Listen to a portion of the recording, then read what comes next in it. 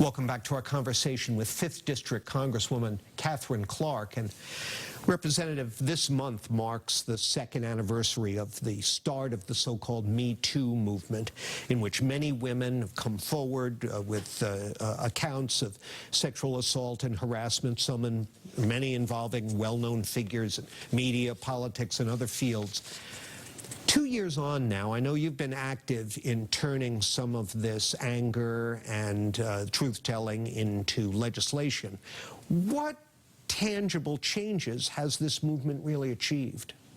Well, I think that brave survivors have changed the conversation and have brought through their stories, what they have experienced, to light what far too many women have to put up with in their workplace. And whether that's on a Hollywood set or in a restaurant kitchen, we want to make sure that everyone can go to work and be judged on the quality of the job they do and not have to put up with harassment.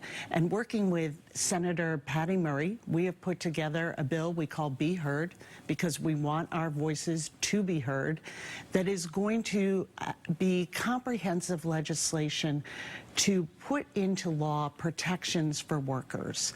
It includes extending the statute of limitations so that people have time to be able to bring their claims without fear of getting fired, not having an ability to support their families. It gets rid of the tip minimum wage that we see being used as an exploitive and manipulative tool.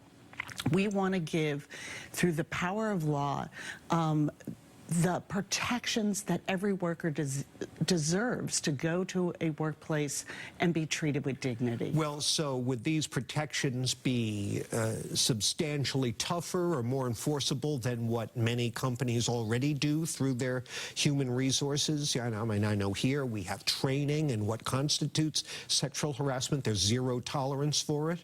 Yeah. How would this work? So this would be putting in federal law protections, but I'm glad you raised how would it work from the business side. And one of the pieces we have in there is resources for small businesses that may not have a big HR department, may not have the ability to invest in training programs. Help them develop handbooks, give them the resources and opportunities to make sure that there is training, that people understand the rules of a respectful workforce, and that if they don't, they're going to have federal law to help back them up.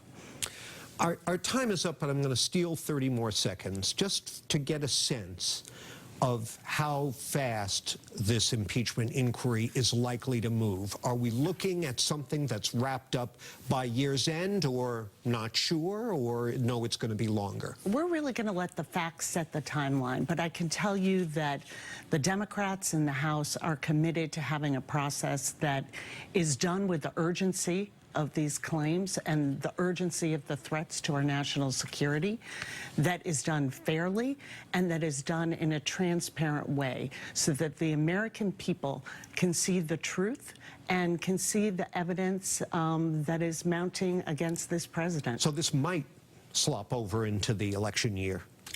We will have to see. Yeah, I think okay.